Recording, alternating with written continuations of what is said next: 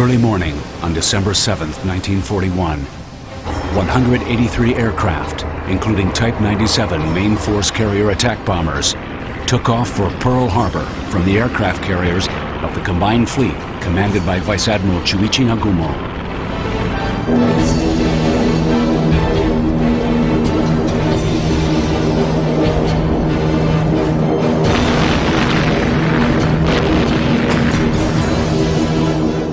Tora Tora is a code. It means the surprise attack has been accomplished.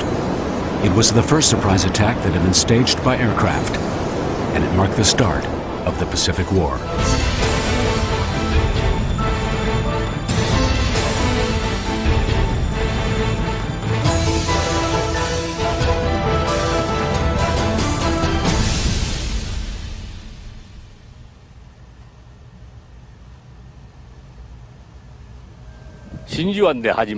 The Pacific War, which started with Pearl Harbor, completely changed the tactics of naval battle.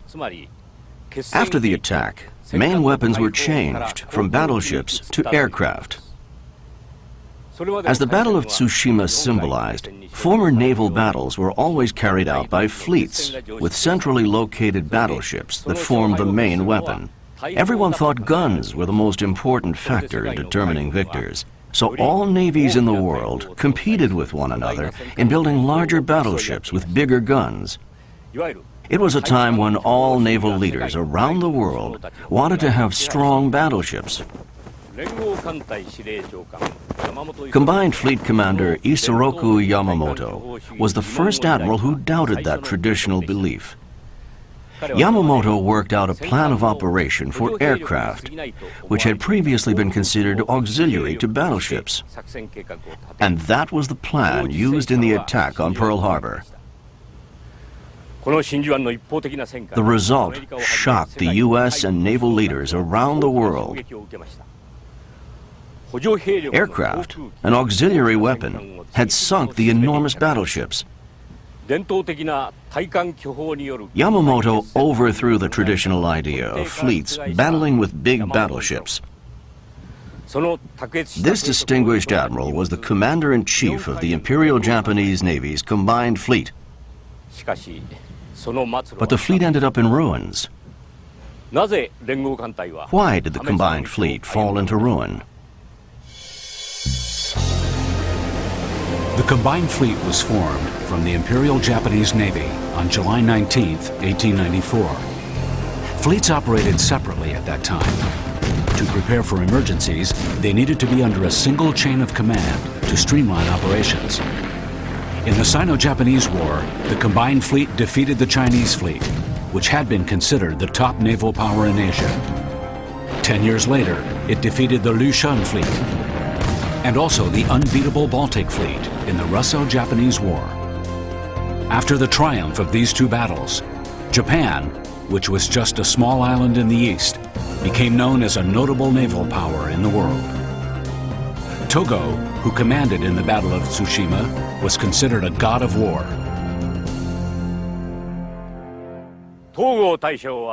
Togo commanded on the Mikasa battleship here in the Battle of Tsushima. Admiral Togo led his fleet to victory in the battle with his outstanding qualities, but other keys aided his success. They were lucky enough to pinpoint the Baltic Fleet in the vast expanse of the sea, and the factors which brought victory were larger battleships and bigger guns. But the Combined Fleet battleships that won a victory in the Battle of Tsushima had all been constructed in other countries.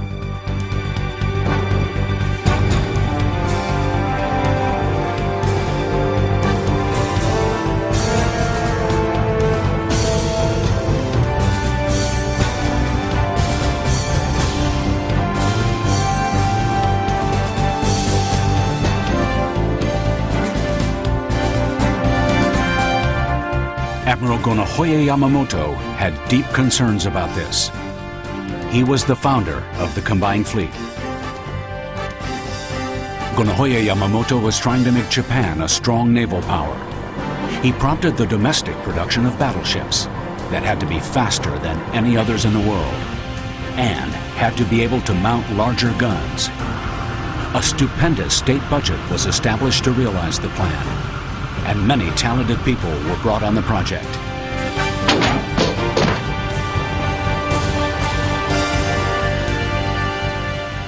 After several decades, the Imperial Japanese Navy became the third largest power after the US and Great Britain. Japan, the US, and Great Britain tried to stop the battleship arms race. They negotiated and signed treaties several times. But in 1934, Japan abrogated the Washington Naval Treaty. In 1936, the Disarmament Conference in London broke down. The world plunged into the arms race. All navies around the world became more intent on building larger battleships with bigger guns.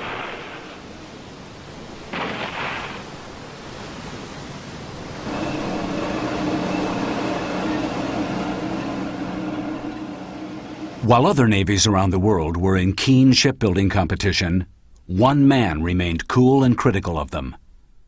His name was Isoroku Yamamoto. After Yamamoto graduated from the Naval Academy, he specialized in gunnery artillery and became a carrier gunner lieutenant. But his interest was strongly focused on the air. He had stayed in the US twice, for 5 years in total, as a naval attaché at the Japanese embassy. During that time, he saw the oil resources and the strength of America's industrial production capacity. After that, he began thinking that aircraft would play a role of greater importance in a country such as his own, with few domestic resources. While serving as vice principal of the Kasumagura Naval Aviation Academy, he was also chief and technical chief of the Naval Aviation Corps headquarters. Yamamoto did everything he could to expand the Aviation Corps. Thus, many new, powerful aircraft were developed in the Navy.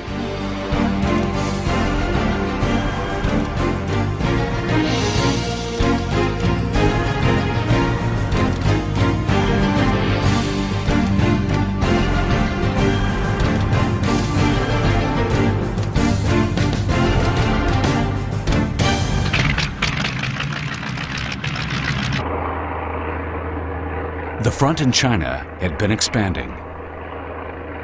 Operations by the naval attack bombers were successful there. It proved Yamamoto's belief that aircraft would be a power to reckon with. In 1940, the 1st Air Division bombed Chongqing and heavily damaged the city.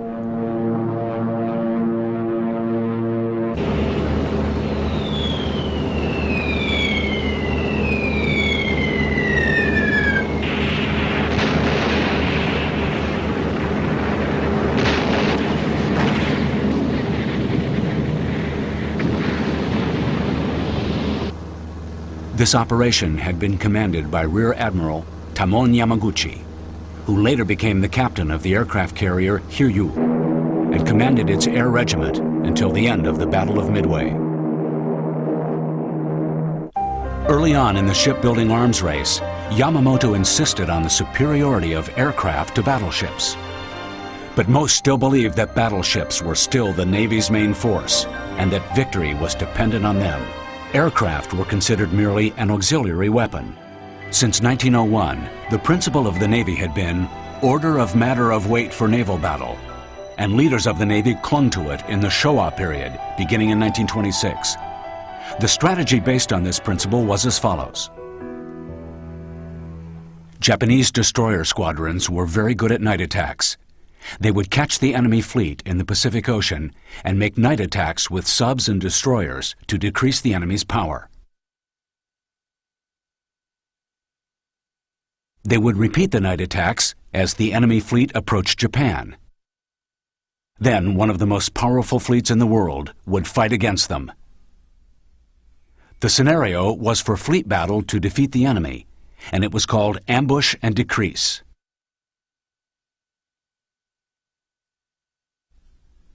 But the Japanese fleet never won on the map maneuvers. The reason was simple. It was not possible to anticipate the enemy fleet's route in the vast sea. Moreover, it was not possible to locate the enemy fleet, given their reconnaissance ability at that time.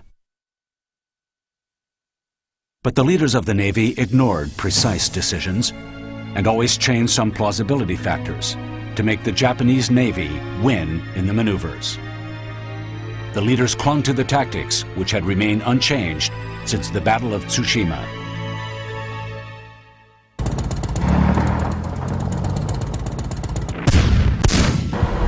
On September 1st, 1939, Hitler invaded Poland.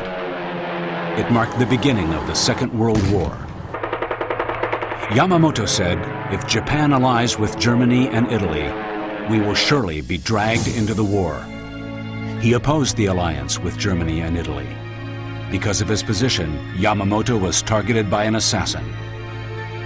The Minister of the Navy, Mitsumasa Yonai, worried about Yamamoto's stance. So he dispatched Yamamoto as Commander-in-Chief of the Combined Fleet. Ironically, history led Yamamoto, who insisted on avoiding war against the United States, to elaborate the plan of operations to fight the U.S. as Commander-in-Chief of the Combined Fleet. Isoroku Yamamoto was opposed to warring with the United States. Thus, he strongly objected to the Triple Alliance of Japan, Germany, and Italy. Though he wanted to avoid war with the United States, he would eventually have to fight the United States and Great Britain. He knew the huge gap between Japan and U.S.-owned oil resources and the strength of America's industrial production capacity. The United States was a country which Japan must not fight, but he was led away from his hopes and toward December 7th, the day the Pacific War began. Conventional tactics would never bring victory to Japan. So the only choice was to fight with an audacious strategy, to make the U.S. lose its will to fight, and thus make peace with them. That was his plan from start to finish. And it was the background for the attack on Pearl Harbor. This plan, which used aircraft as the main weapon, was strongly rejected by other naval leaders. It was too novel to them. Yamamoto said, "If the plan is rejected, I will resign from my position." His strong volition was accepted with reluctance on October 19th, just 2 months before the attack. Just before the war started, the Japanese Navy owned 10 battleships, 6 fleet carriers, about 2,000 aircraft, and about 200 warships. Yamamoto organized them into 6 fleets to prepare for war. History had never seen organization on such a large scale.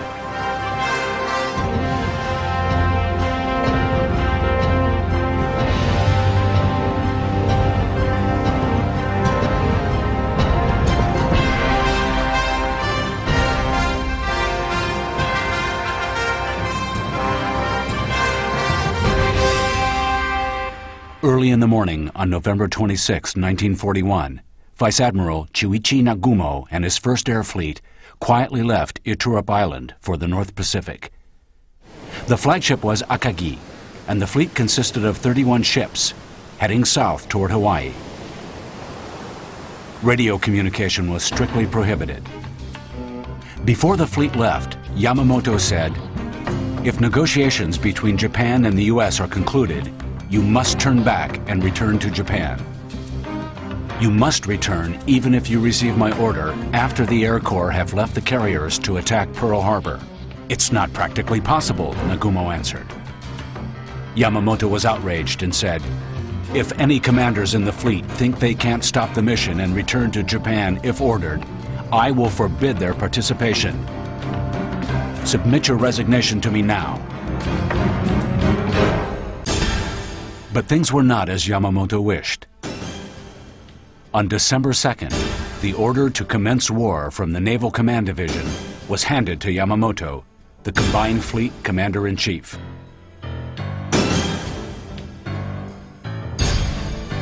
The next day, Yamamoto sent a code to all divisions in the Combined Fleet. Ni Takayama Nobore 1208. climb Mount Nitaka 1208.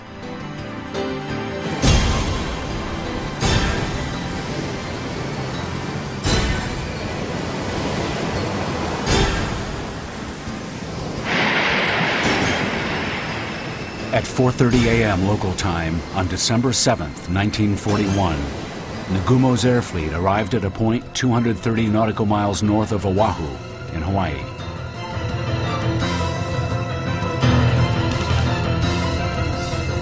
The Air Corps were ordered to sortie.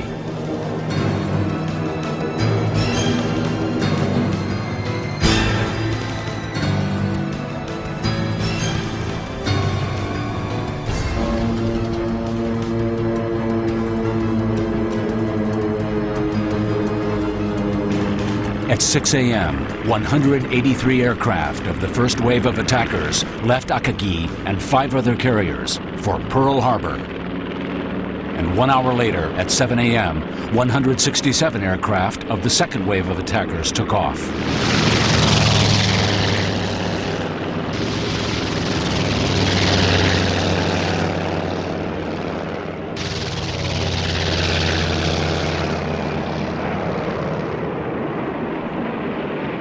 Even if we run a risk, we should start the war with the attack on Pearl Harbor, said Yamamoto. And his plan was executed despite the Naval Command Division's opposition. Yamamoto wanted a limited war and hoped to conclude a peace treaty after inflicting serious damage on the U.S.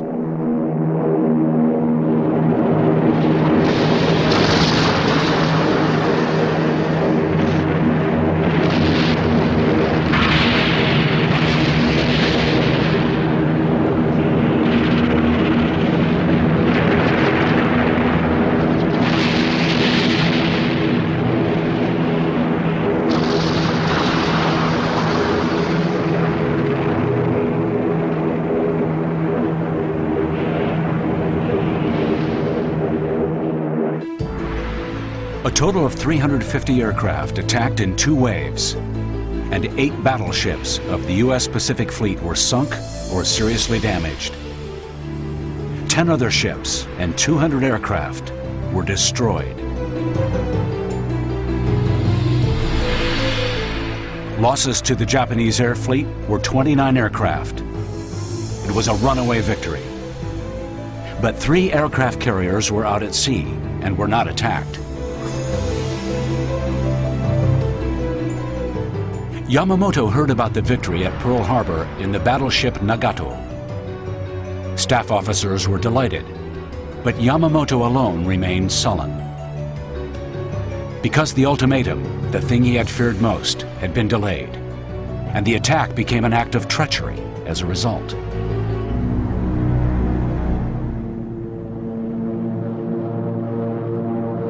Two days later, news from the South pleased him. Britain's Force Z, centered on the new battleship, the Prince of Wales, appeared off the coast of Malay.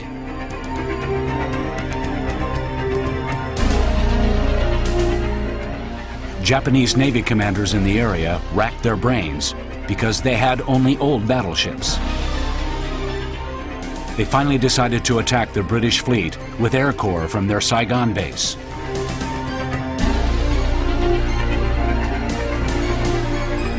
The world's first battle between aircraft and battleships began.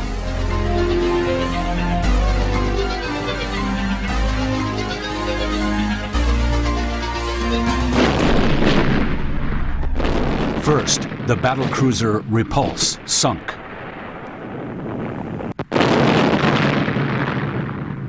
Then the Prince of Wales was attacked by Type 96 and Type 1 attack bombers and sunk.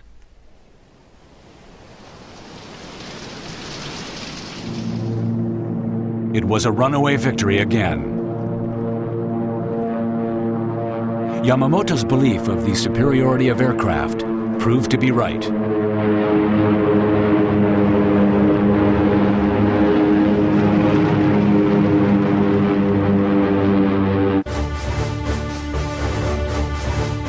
Admiral Nimitz, who had commanded the Pacific Fleet in Pearl Harbor, where it faced a crushing defeat, had this to say following the war. "I am also a naval officer, so I wanted to see a fleet battle with our battleships up against the Japanese battleships. But the surprise attack at Pearl Harbor showed us that there was a more powerful and effective weapon. Who wouldn't want to use that power?" Air fleets, centered on aircraft carriers, was originally the mastermind of Vice Admiral Jizaburo Ozawa. It was a unique tactic of Japan's Navy and was unparalleled in the world. With the devastating blow to Pearl Harbor, Admiral Nimitz rated these tactics highly and started organizing his air fleet. The first priority of U.S. production became aircraft and aircraft carriers.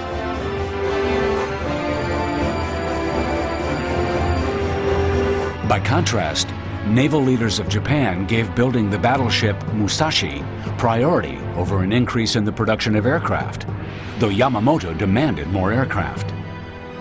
Japanese naval leaders still clung to the traditional tactics of fleet battle centered on battleships.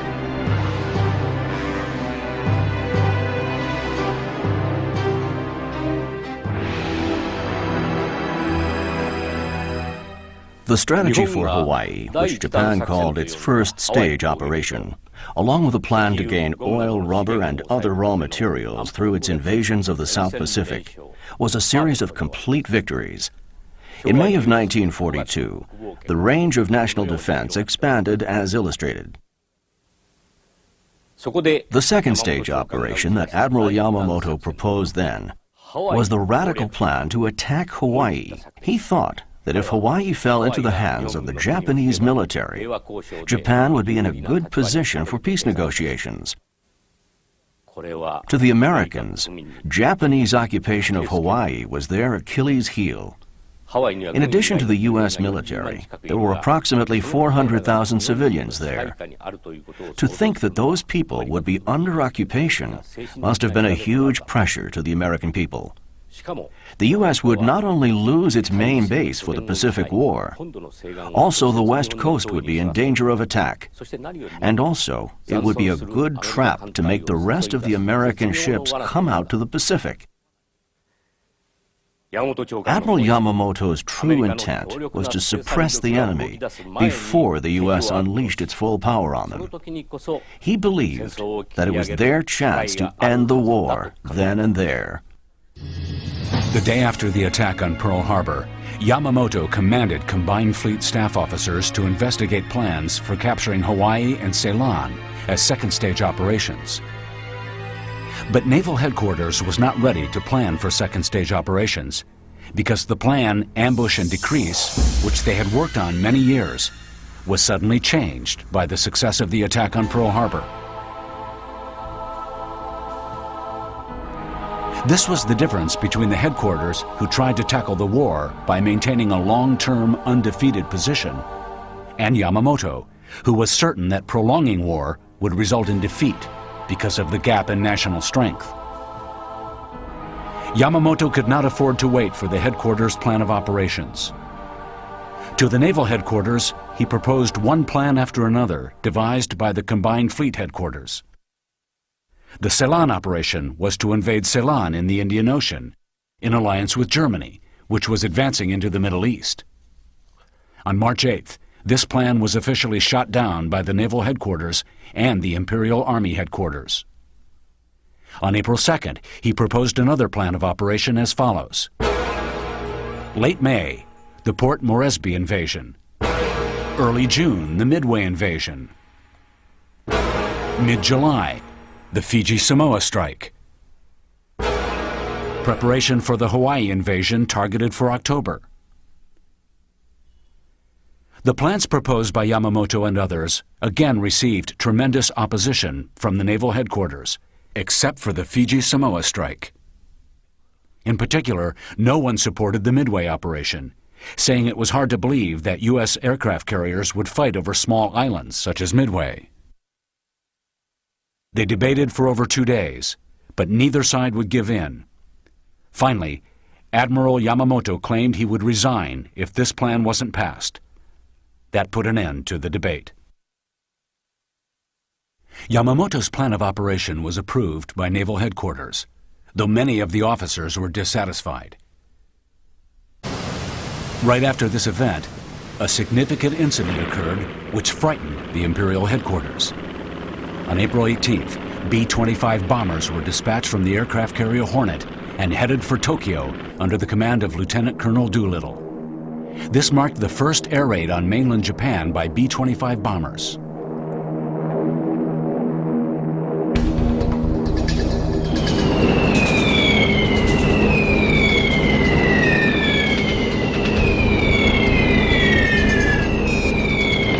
This air raid on the mainland shook the Imperial Headquarters to the core. All of a sudden, the Naval Headquarters, who were reluctant to proceed with the Midway operation, became aggressive. Yamamoto's goal was to lure out the enemy aircraft carrier units, which they missed at the attack on Pearl Harbor, and completely destroy them. But the Naval Headquarters added the invasion of the Aleutian Islands to their original plan to invade Midway Island. Furthermore, the Army, who had been acting perfectly unconcerned, decided to dispatch units to Midway and the Aleutians. As a result, the true goal of Yamamoto was gradually becoming distorted. It was shifting from the destruction of the enemy carrier fleet to the occupation of the islands. Nevertheless, Yamamoto and the Combined Fleet Headquarters had no doubt about victory over Midway.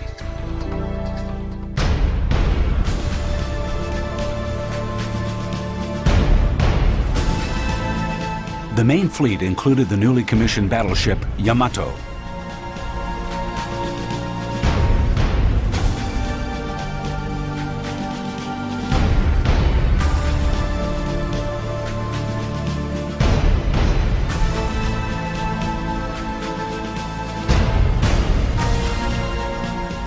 The first air fleet consisted of 4 carriers, including Akagi and Kaga.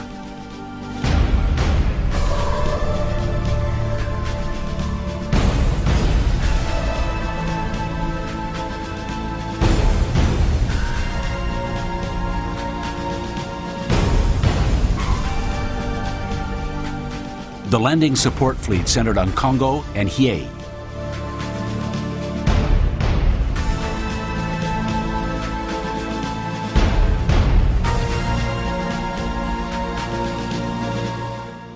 Yamamoto dispatched nearly all the combined fleet to Midway.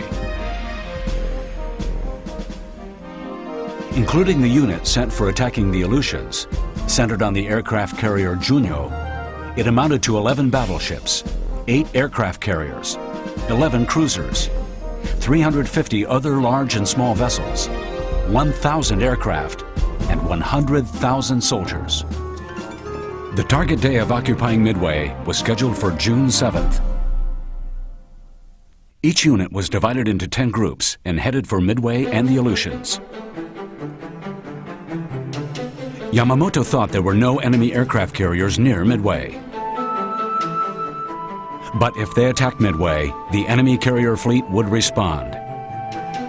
Nagumo's first carrier fleet would then crush the enemy aircraft carriers, which they missed on Pearl Harbor. The Japanese plan went straight into enemy hands. Based on the decrypted information, Nimitz planned to lie in ambush for the Nagumo carrier fleet. The 16th Carrier Fleet, led by Spruance, was accompanied by the aircraft carriers Enterprise and Hornet, and the 17th Carrier Fleet left Pearl Harbor. 2 carrier fleets waited in ambush for the Nagumo carrier fleet at a point 320 nautical miles from Midway Island. However, Nimitz was not absolutely sure of their victory. He issued a command saying, "If it is unlikely we will give great damage to the enemy, we should not expose any of our fleets."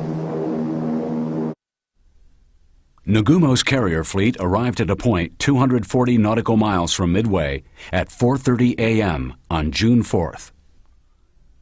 108 aircraft left to attack Midway from 4 aircraft carriers.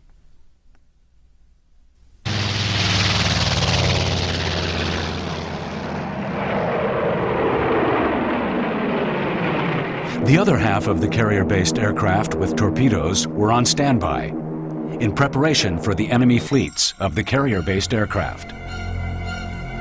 Nagumo firmly believed there were no enemy aircraft carriers in the surrounding sea, so his search mission using 7 reconnaissance planes was very poorly done.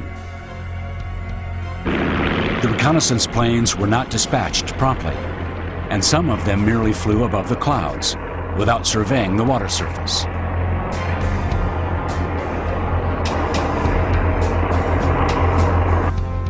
Nagumo's reconnaissance planes did not find any enemy fleets within 150 nautical miles.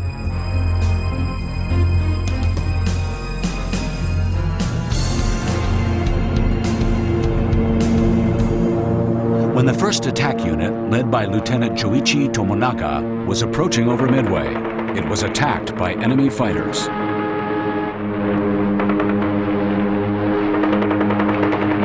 But the Tomonaga unit shot down many of the enemy fighters, and all gathered over the base to drop bombs. The enemy aircraft had already retreated to the air, and the bombing was in vain. Tomonaga reported to Nagumo that they needed to initiate the second attack.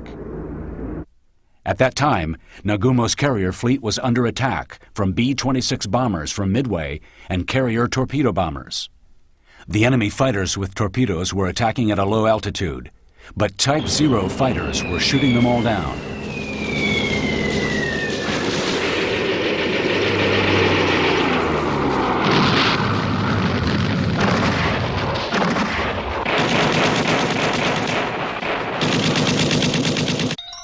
Nagumo hesitated.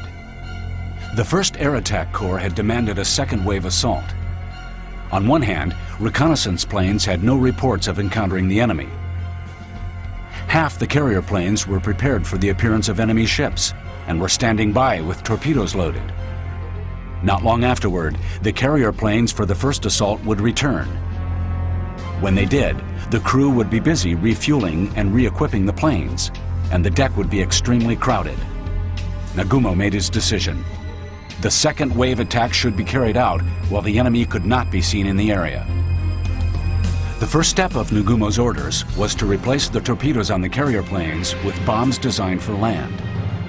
13 minutes after the orders were given, Nagumo received notice from a reconnaissance plane. 10 vessels spotted, thought to be enemy vessels. Nagumo, basing his orders on the assumption of no enemy fleet in the area, jumped up in astonishment. The order was replaced by a new order. Prepare to attack the enemy fleet. Keep torpedo bombers in position. The change to orders caused great chaos on the ship.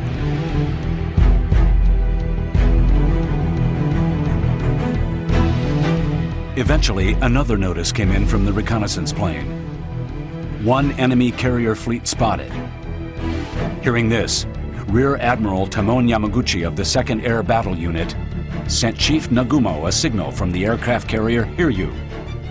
Reason to believe a need to advance attack corps at once. This implies a request to send at least the 36 planes on the Hiryu and Soryu, and an urge for a decision from Nagumo. The Rear Admiral felt more than anything the need to forestall the enemy with an initial attack, then take over the battle. In an air battle, a quick decision could decide the outcome.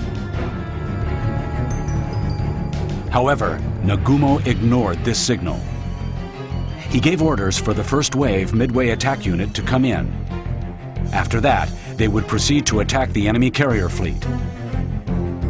With this command, chaos in the respective vessels reached a high. The bombers lined on the deck were quickly lowered to the hangar.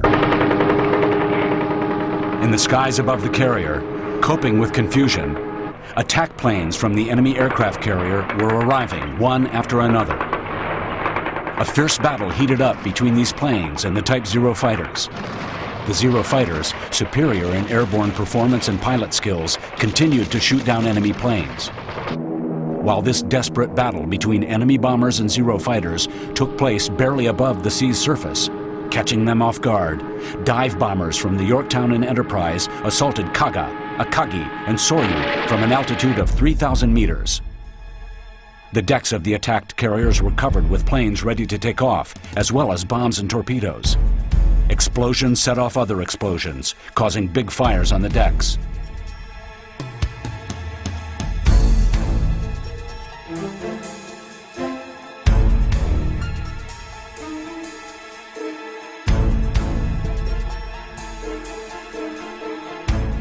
Only minutes after the attack started, 3 of the 4 prided aircraft carriers lost their ability to battle.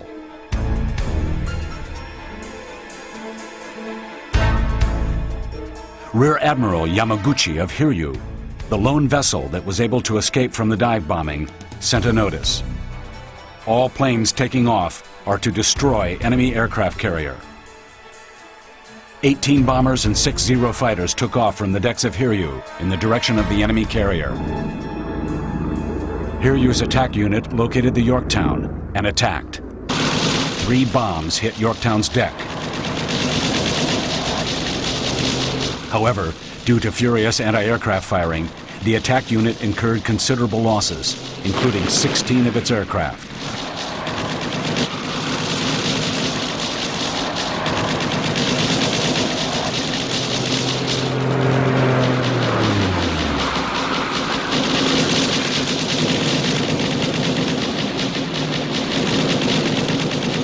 Commander Yamaguchi continued with persistent attacks, sending a second wave attack consisting of 16 planes. The unit hit Yorktown with 2 torpedoes, seriously damaging her. This result reflected Commander Yamaguchi's fiery fighting spirit, insistent on annihilating the enemy carrier fleet unit, even if doing so with the Hiryu alone.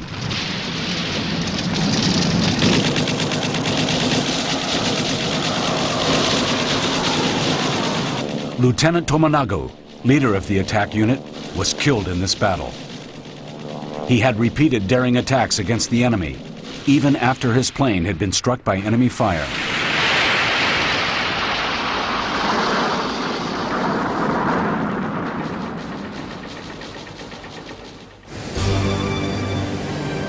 Following this, an immobilized Yorktown was hit by torpedoes from submarine I-168 and would sink 2 days later.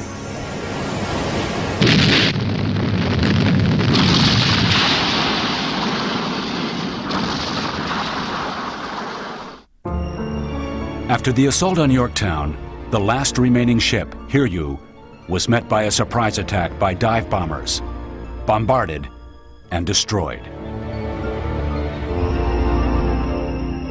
Commander Yamaguchi and Captain Kaku gathered the surviving crew members to the burning decks and issued orders. As commander, I will remain with the ship to take responsibility for the loss of Hiryu and Soryu. I order you all to leave the ship and prepare for future duties. All hands, disembark. The 2 then quietly returned to the bridge. The losses suffered by Japan in this sea battle were 4 aircraft carriers, 1 heavy cruiser, and 243 airplanes. Losses to the Americans amounted to 1 aircraft carrier, 1 destroyer, and 152 airplanes. It was an overwhelming victory for the Americans. Nobody expected the Midway defeat. Analysts have come up with numerous reasons for it, such as underestimating the importance of information in battle, becoming too confident in their winning streak since Pearl Harbor, taking the U.S. Army too lightly, and taking careless actions from ignoring the basics of fighting. However, I believe it was because the fleet, including Nagumo's carrier fleet, misunderstood the primary purpose of this mission, and because the mission took off before this misunderstanding could be straightened out. The objective of Admiral Yamamoto and the command post was to lure the enemy aircraft carriers out and then destroy them. Capturing Midway was simply a means to persuade the Naval General Staff, whose minds were fixed on the fleet battle. Nagumo's carrier fleet and other fleets did not accurately understand this. and Yamamoto was not insistent on having them understand it either. I believe we saw the limitations of this person, Isoroku Yamamoto, as the commander-in-chief. It was now clear that air combat would determine the victor in the Pacific War, which began with the surprise attack on Pearl Harbor. A comparison of the number of aircraft carriers used by the two sides since the beginning of the war illustrates the following. At the start of the war, the Japanese had an advantage of 6 carriers to 5, and gained on its advantage after sinking the Lexington at the battle in the Coral Sea 1 month before Midway. However, at Midway, although they were successful in sinking the Yorktown, the Japanese not only lost 4 vessels from their main fleet, including Akagi, but with it they also lost many skilled pilots. Japan was left with only Shokaku and Zuikaku. A comparison of carriers in the Pacific shows the enemy has 3 to Japan's 2. Given this situation, how did Yamamoto's combined fleet battle against Nimitz's Pacific fleet? At the beginning of 1942, there was no stopping Japan's progress. Japan was progressing at a rate that would see their supply line reach Australia any time. According to plans, they were to occupy Port Moresby, New Caledonia, and then Fiji. But with the sudden setback in their air combat powers due to the Battle of Coral Sea and then the Battle of Midway the following month, the Japanese were forced to abandon their occupation plans.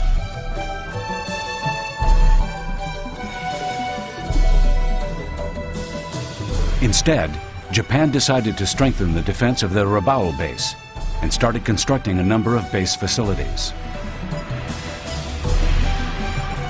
On May 2nd, they captured the strategic point Tulagi, and on the 4th, they began building an airport in Runga, Guadalcanal.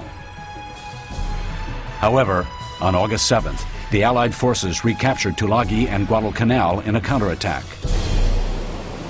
No one at the Imperial headquarters anticipated this attack by the Allies, led by the U.S. forces, as a full-fledged counterattack.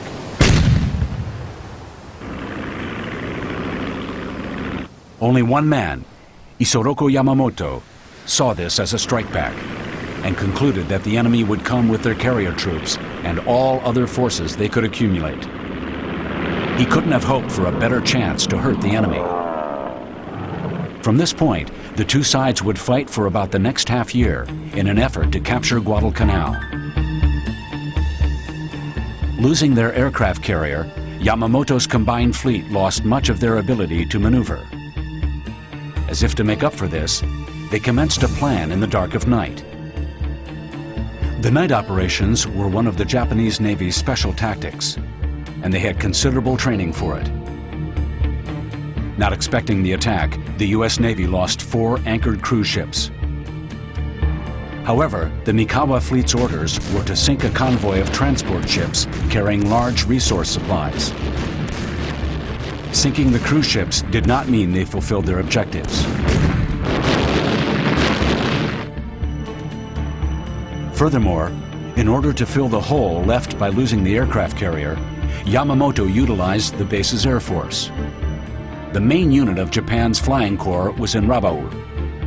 The Zero fighters flew as far as possible to repeat daring attacks against the enemy at Guadalcanal.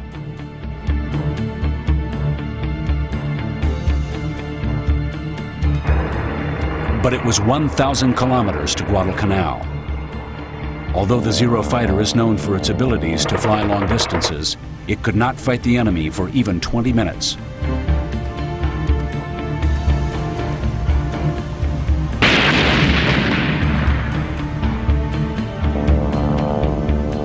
As a result, they could not obtain the anticipated results, and many aircraft were lost in the process.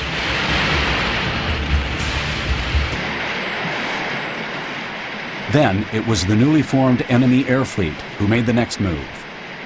It was just as Yamamoto predicted.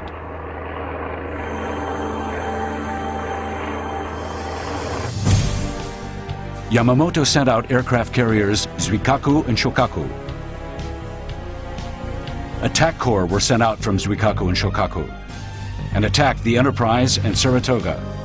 They severely damaged the enemy ships but could not sink them. Submarines achieved better results.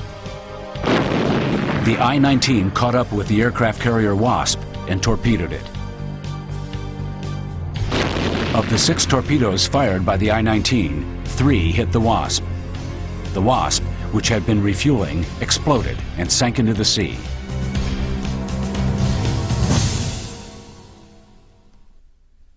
On August 28, 1942, about 2,000 kilometers north of the Solomon battlegrounds, Yamamoto arrived at Truk Island with battleships Yamato and Musashi. Yamamoto gathered all his soldiers here.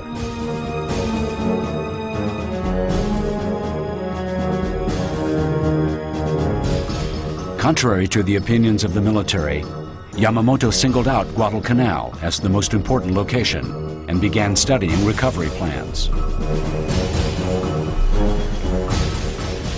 For Yamamoto and Nagumo, the fiercely fought South Pacific naval battle for Guadalcanal was also a chance to get even for Midway.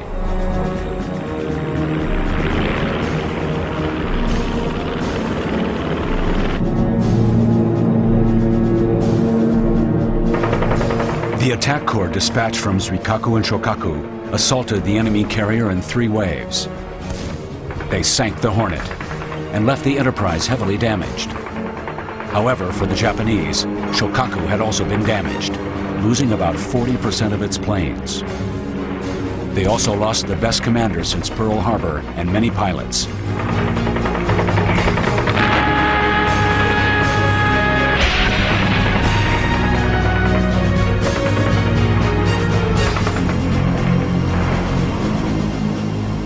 The damaged Zuikaku and Shokaku returned inland and began rebuilding their carrier fleet. Meanwhile, having made emergency repairs at an advanced base, Enterprise had quickly returned to the battleground.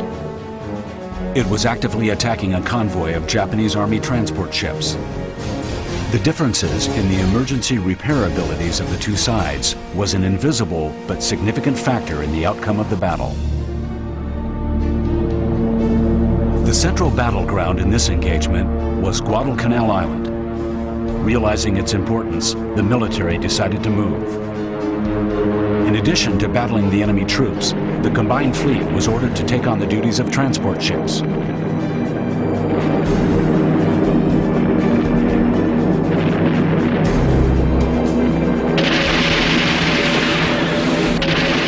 At the First Naval Battle of Solomon, fought under such conditions, Japan's specialty night operations were met by advanced radar firing that the enemy introduced for the first time.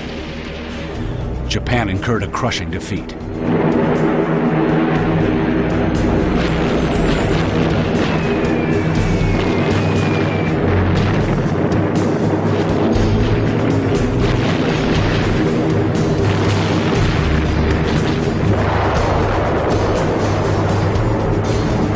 A combination of attrition and having lost command of the air over the sea made the transport ships the perfect prey for the enemy carriers.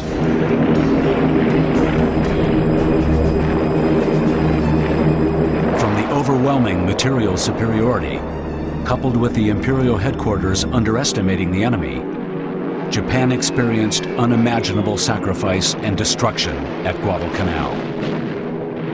The Japanese troops finally abandoned the island in February 1943. After leaving Guadalcanal, the Imperial headquarters tried to halt the enemy attack at either the Solomon Archipelago or New Guinea. However, Yamamoto's plan was not only to give up New Guinea, but Rabaul as well, and shrink the extended front line, and build up impregnable defenses along the Marshall Islands from Truk. He was committed to challenging the enemy to an air battle in an attempt to buy time so the strategy could be put in place. This was Project I. Yamamoto deferred his commanding post to Rabaul.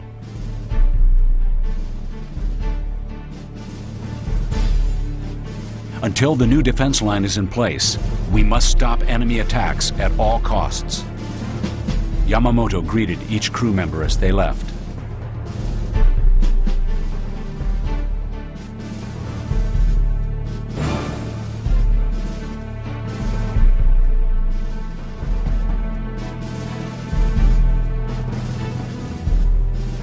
Watching Yamamoto see off the attack troops in his crisp white summer uniform raised the spirits of the soldiers.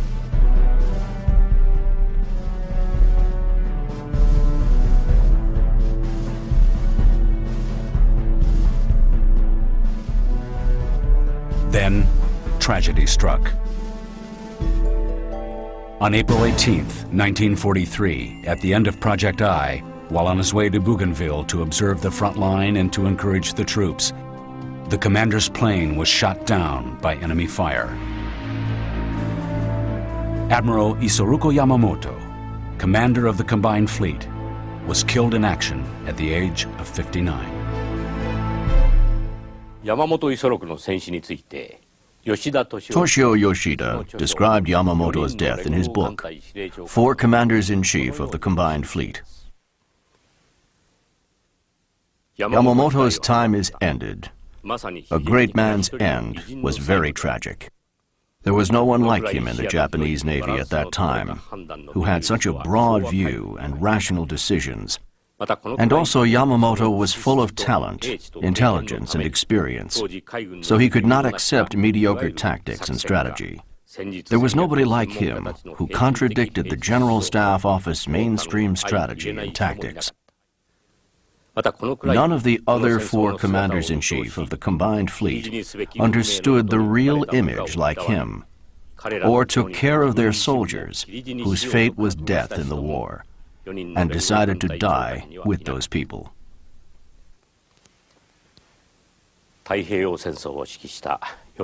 Four commanders-in-chief of the Combined Fleet, who led their men through the Pacific War. The death of Isoroku Yamamoto must have been extremely hard to swallow for the three commanders-in-chief who were his successors, Koga, Toyoda, and Ozawa, as well as the Japanese Navy. The war had been led by Yamamoto, who had a very unique personality. His existence in the Navy was so important that no one could replace him after death, in the middle of the battle plans. Let us look at the tragedy of the Japanese Navy following Yamamoto's death.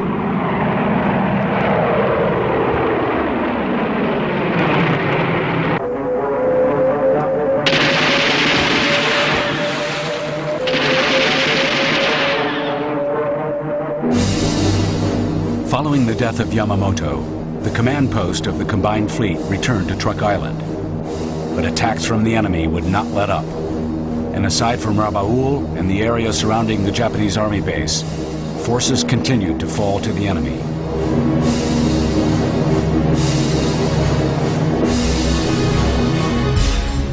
Again, a comparison of the aircraft carriers of Japan and the U.S. The Wasp and the Hornet were sunk at the recovery battle of Guadalcanal, with the Saratoga, sent from the Atlantic, also receiving damage. It would appear that against the lone Enterprise, Japan had a definite advantage with its two vessels, the Zuikaku and Shokaku. However, reality was a different matter. Entering 1943, the U.S. commissioned new powerful carriers, one after another. Japan had only completed one fleet carrier in that time. The other new carriers were reconstructed carriers, made from battleships and merchant vessels. Furthermore, compared to the 10,000 planes produced annually by Japan, the U.S. produced over 60,000.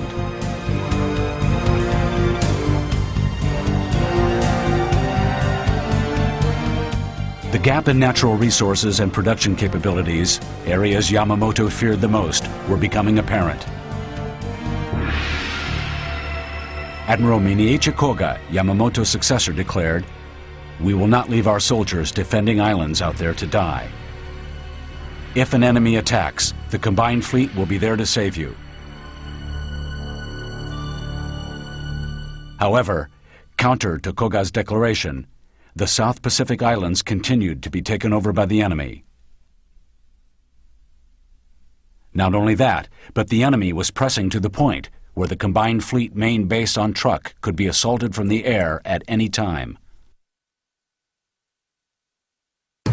The following year, January 1944, an enemy reconnaissance plane flew over Truk. Truk was known as Japan's Pearl Harbor. Koga predicted a raid by the enemy on Truk anytime from mid to late March, but assault from enemy planes began 1 month earlier than expected.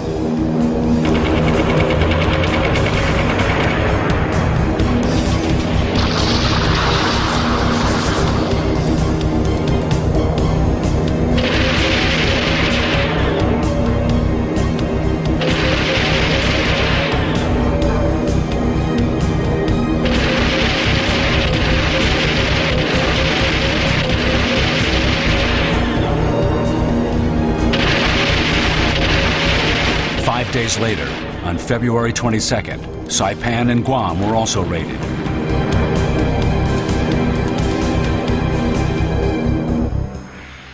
The Combined Fleet Commander Post, who had transferred from Truk to Palau, was forced to transfer again, this time to Davao.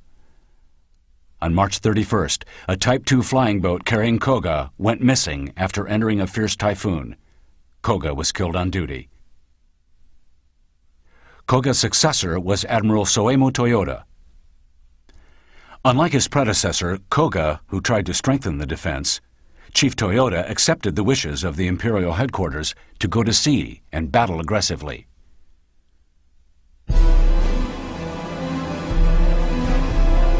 On June 15th, the U.S. Army commenced plans to go ashore on Saipan.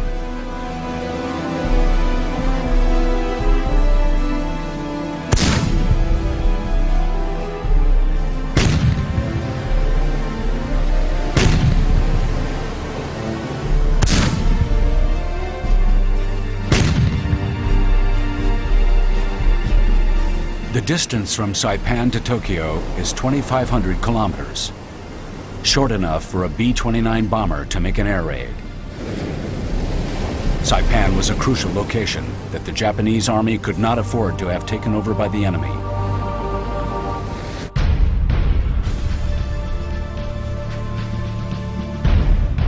Toyoda sent the entire combined fleet to Saipan. The main units, the Yamato and Musashi battleships, led at the forefront, with Vice Admiral Jizaburo Ozawa's carrier fleet following behind. It was the start of the fleet battle described by the Imperial Army. Ozawa raised the flag on the newly commissioned aircraft carrier Taihu and sailed out together with Zuikaku and Shokaku. On the flight deck were the Type 0 carrier fighters, and also the newly developed carrier bombers Suisei and carrier attack bombers Tenzan. It was the complete military air force of the combined fleet.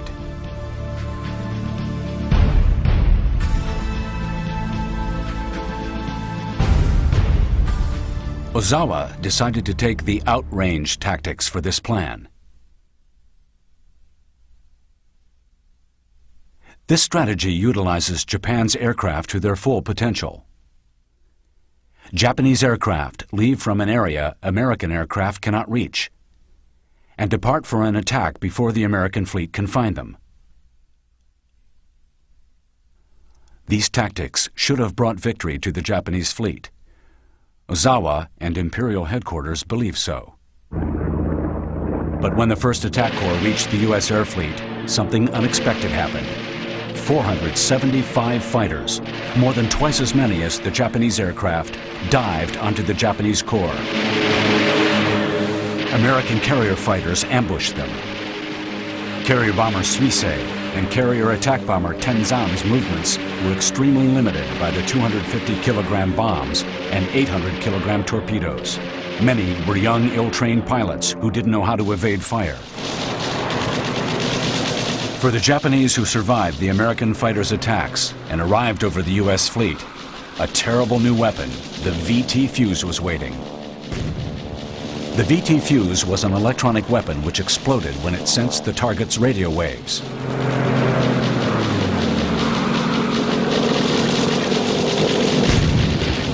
Though Ozawa believed he would be victorious, his outrange tactics ended in miserable defeat. The victory of the U.S. Navy was supported by the high-performance radar, which accurately located Ozawa's Air Corps, and also by the electronic weapon, the VT Fuse.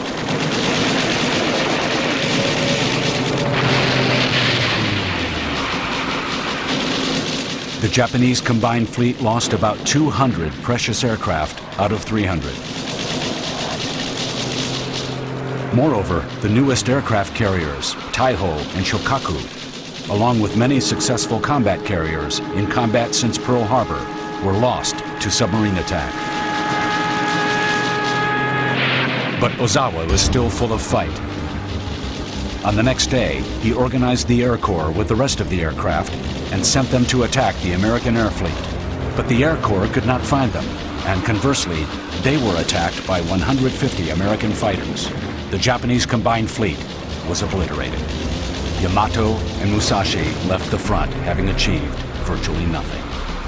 There was only one fleet carrier, Suikaku, left in the Japanese Navy.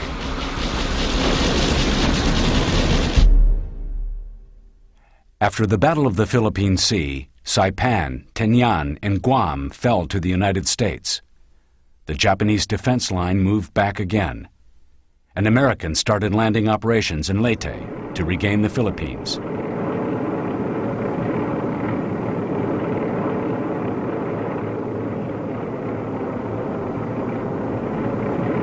On October 20th, 1944, a huge convoy of transport ships appeared in Leyte, escorted by 18 aircraft carriers, 6 battleships, and 1,280 aircraft.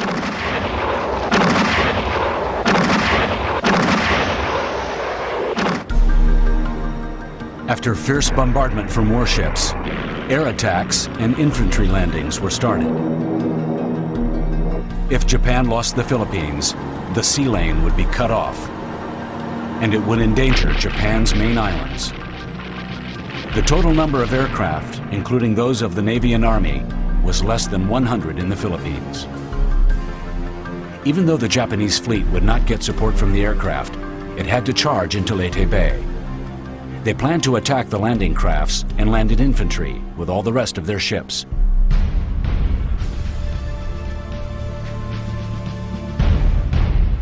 Commanders of the combined fleet ordered the operation Sho One Go. The fleet had battleships Yamato, Musashi, and Nagato, and was commanded by Kurita.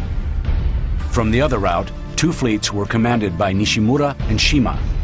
3 fleets in total tried to enter Leyte Bay. Ozawa's air fleet, which had only Suikaku and 3 other escort carriers, tried to lure Halsey's huge American air fleet to the north to support Kurita's fleet charging into Leyte Bay. Ozawa knew that Japan had no resources to build any more air fleets. His only choice was to use the remaining aircraft carriers effectively.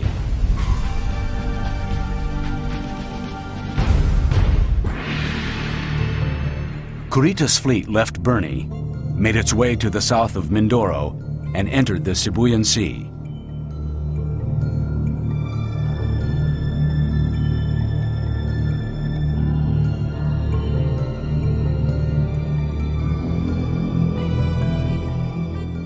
The battleship Musashi, which was called the Unsinkable, was hit by 20 torpedoes and 15 bombs and sunk.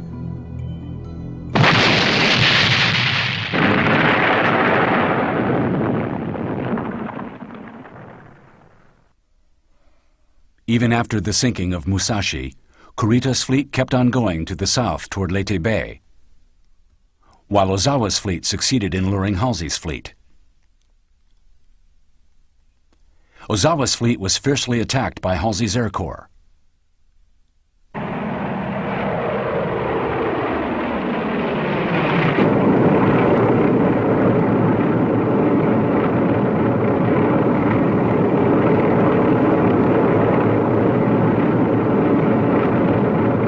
Ozawa had only 13 fighters to protect his fleet.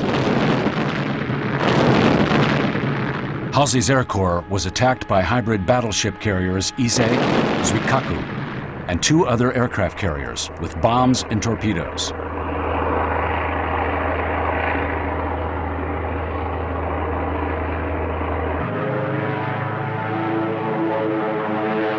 Ozawa's fleet carried out their mission at the sacrifice of their ships.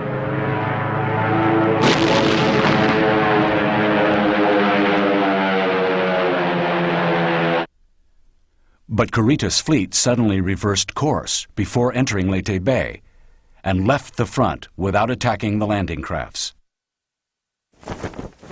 Since the war, this mysterious return has been theorized by many people. In fact, there was not enough communication, which originated from distrust among the fleet commanders. In any case, Japanese fleets lost without giving any serious damage to the Americans, and the combined fleet had lost most of its ships.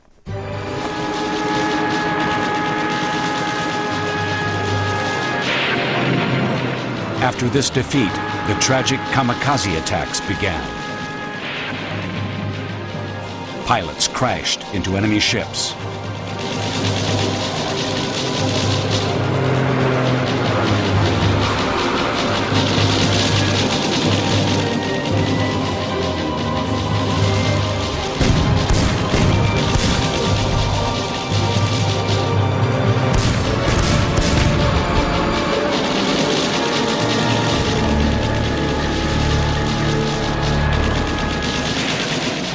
The battles of the Philippine Sea and Leyte Bay proved Yamamoto's prediction.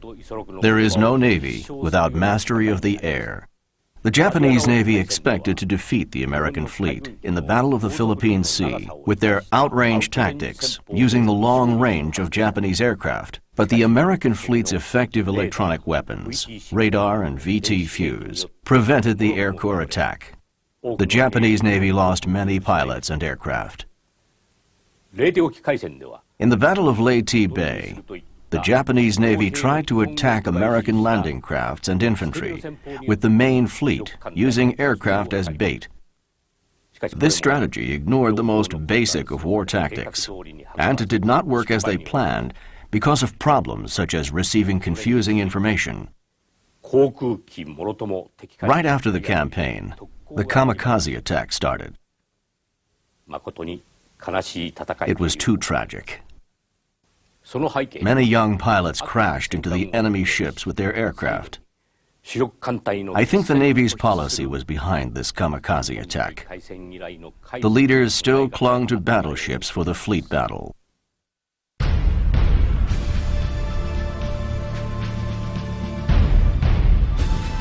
At dusk, on April 6, 1945, the battleship Yamato left for Okinawa. It was a sally to offer the Navy's tradition and glory to coming generations. Yamato was refueled for only a one-way trip to Okinawa.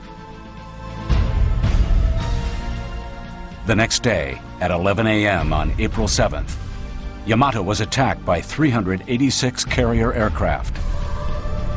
It was about 120 nautical miles from Bonomisaki of Kyushu Island. The Yamato was relentlessly bombed, but she did not sink from the air raid. Americans repeated the attack with 1,000 aircraft in total.